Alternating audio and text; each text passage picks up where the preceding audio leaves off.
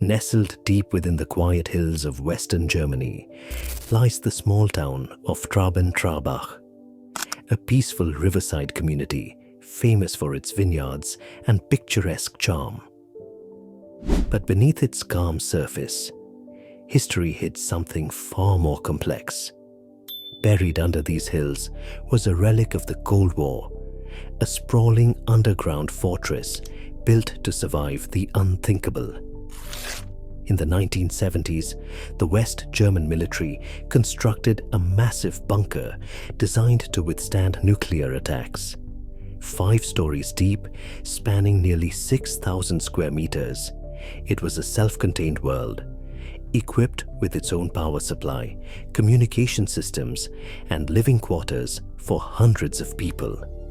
It was meant to be a stronghold in a time of fear. But decades later, it would become something entirely different. During those tense decades, when the threat of global conflict loomed large, these bunkers represented both fear and hope, monuments to an era obsessed with survival. They were built to endure isolation, cut off from the world above, with reinforced concrete walls that could resist even the shock waves of a nuclear blast. Deep within, air filtration systems, emergency food supplies, and thick blast doors stood as silent guardians of a generation that lived under the shadow of the atomic age. When the Cold War ended, many of these bunkers were abandoned. But one man saw opportunity where others saw concrete ruins. His name was Herman-Johan Xennt, a Dutch entrepreneur with a fascination for computers, networks, and above all, privacy. In the late 1990s, Xennt founded the first CyberBunker, located inside a former NATO facility in the Netherlands. His idea was radical: to create a digital fortress where clients could host their data free from censorship or government oversight. He promised what he called bulletproof hosting, servers protected from intrusion, takedown requests, or surveillance. For those who valued privacy, CyberBunker seemed like paradise. But that same promise also attracted a darker clientele. Groups who operated on the edges of legality and sometimes far beyond it. Xendt's vision was built on a belief that the internet should be a free space, unregulated, uncensored, and beyond political reach. In an era when online freedom was still being defined, his philosophy resonated with hackers, digital libertarians, and privacy activists alike. The idea of a digital safe haven appealed to many who feared the increasing control of governments and corporations over personal data. Over the years, CyberBunker's name became linked to some of the most controversial corners of the internet.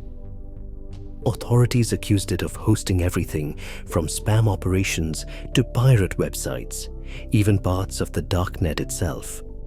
To the world, Xennt was now seen as the man behind the bulletproof web. To him, it was about freedom, the right to privacy, no matter who the client was. In interviews, Xennt often spoke of himself not as a criminal, but as a protector, a digital era rebel standing up against mass surveillance. He argued that the same technology governments use to monitor citizens could be turned inward, silencing dissent and eroding fundamental freedoms.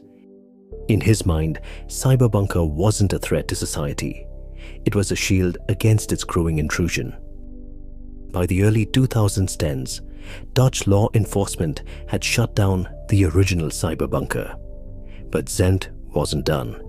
He moved to Germany, where he purchased another Cold War bunker, this time even larger and more secure.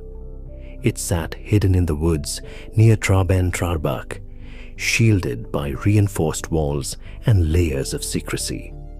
This would become CyberBunker 2.0. The property, surrounded by barbed wire and forest, looked abandoned to the casual observer. Yet beneath the surface, a new digital empire was taking shape. Inside, Xennt and his team rebuilt their dream, a self-sustaining data center powered by its own generators, with redundant systems and no outside interference. Inside the bunker, time seemed to stand still. Thick corridors of concrete led to server rooms humming with the low, steady rhythm of machines.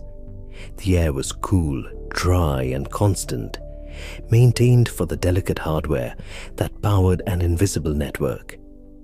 Employees lived and worked underground, maintaining servers that hosted entire private networks.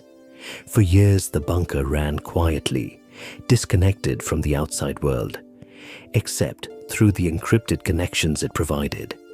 Clients came from all over the globe. Payments were often made in cryptocurrency or routed through obscure channels, adding to the mystique that surrounded the operation. Some of the bunker's staff were young idealists, coders and tech enthusiasts drawn by Xennt's vision of digital freedom. Others were more secretive, their work known only to a select few. Life inside the bunker was unlike anything above ground. Days blurred into nights beneath artificial light. The constant hum of servers became a kind of mechanical heartbeat, steady, hypnotic, and unrelenting. To the people who lived there, the outside world began to feel distant, almost irrelevant. They existed in a space where technology ruled and data was the only currency that mattered. But beneath the surface, investigators were watching. By 2019, German authorities had grown suspicious that the bunker was once again being used to host illegal platforms, including darknet marketplaces, drug networks, and hacking services. For law enforcement, the challenge was immense. CyberBunker was not an ordinary data center. Its thick walls blocked radio signals. Its systems were isolated from external interference. Raiding such a facility required precision, coordination, and secrecy. Weeks of surveillance turned into months of planning. The operation involved not just local police, but cybercrime units, intelligence officers, and international agencies sharing information across borders. In September of that year, more than 600 police officers surrounded the facility. They raided the underground complex, seizing servers, hard drives, and documents. For the first time in decades, the bunker's heavy doors opened, not for clients, but for law enforcement. The raid was unlike anything Germany had seen before. Armored vehicles rolled through the narrow forest roads, floodlights illuminated the entrance, and officers in tactical gear moved cautiously through the tunnels. Each room revealed layers of technology, racks of servers, miles of cables, backup generators, and sleeping quarters that spoke of a world that existed entirely beneath the earth. Herman-Johan Xennt and several of his associates were arrested and charged with aiding and abetting criminal enterprises through their hosting services. In 2021, after a long trial, he was convicted and sentenced by a German court. During the proceedings, prosecutors painted a picture of a digital underworld, one that thrived under the protection of Xendt's bunker. They claimed that major darknet markets used the CyberBunker infrastructure to sell drugs, weapons, and stolen data. The defense countered that Xennt merely provided hosting, not content, and that he could not be responsible for what his clients chose to do. The verdict reignited a global debate over the limits of digital responsibility. Should a hosting provider be accountable for the crimes committed on its servers? Or does such accountability erode the very principle of privacy that the internet was built upon? The CyberBunker servers went dark, but the debate it sparked continued. For some, Xennt was a criminal, someone who exploited technology to protect lawbreakers. For others, he was a pioneer, a man who stood against growing digital surveillance and fought for the right to online privacy. In the years that followed, documentaries, news features, and court reports would dissect every layer of the bunker's story. Journalists described it as a digital Atlantis, a hidden world beneath the surface, both fascinating and troubling. Cybersecurity experts pointed out that while bulletproof hosting enabled innovation in privacy, it also created safe havens for cybercrime. Governments began pushing for stricter regulation of data centers and stronger international cooperation in fighting digital crime. Meanwhile, privacy advocates warned of a growing surveillance state, where every message, photo, and transaction could be traced and recorded.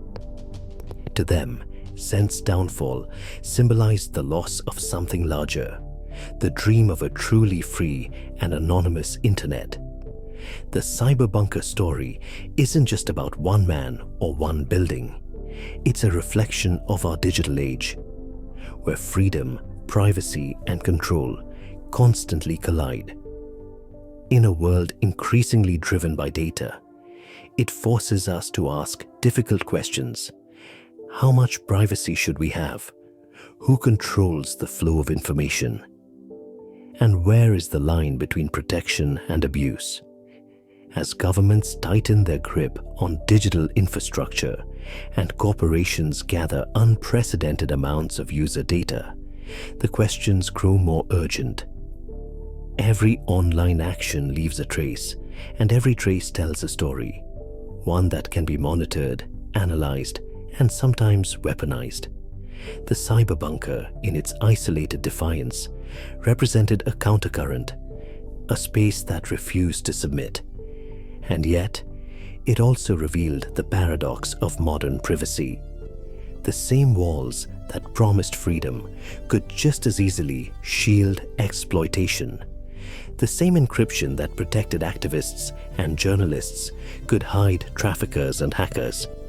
The technology itself was neutral, but the intentions behind it were not. Today, as the digital landscape evolves, echoes of the cyberbunker still ripple through the internet. Discussions of decentralized hosting, encrypted communication, and data sovereignty all carry traces of Xennt's original idea. His bunker may be dark, but the questions it raised illuminate every corner of our online existence. For historians and technologists alike, the story of CyberBunker has become a modern parable, a collision between past and future, where the concrete fears of the Cold War met the invisible anxieties of the digital age. The same walls that once guarded soldiers from nuclear fallout later guarded data from governments. Two eras, one obsession: survival. Beneath the hills of Trabach, the servers are silent now, but their echo remains, a reminder that in the digital world, even the deepest bunkers can't stay hidden forever, because in the end, no fortress, physical or digital, can remain untouched.